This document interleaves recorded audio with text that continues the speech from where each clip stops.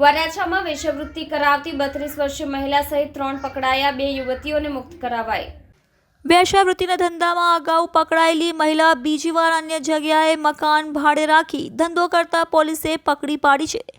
મહિલાની સાથે 2 ગ્રાહકો પણ પકડાયા છે।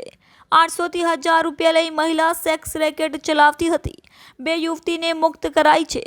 વરાછા જગદીશનગરના મકાનમાં પોલીસે દરોડો પાડી 2 ગ્રાહકોને યુવતી સાથે કડંગી હાલતમાં પકડાયા હતા।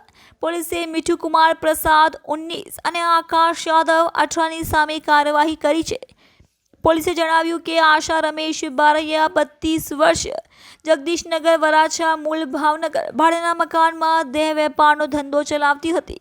વરાછા પોલીસે મહિલા આશા બારૈયા અને 2 ગ્રાહકો સહિત 3ની ધરપકડ કરી છે। અગાઉ વર્ષ 2024માં પણ આરોપી મહિલા આશા બારૈયા ત્રિકમનગર ભાડેના મકાનમાં દેહ વેપારનો ધંધો કરતી હતી।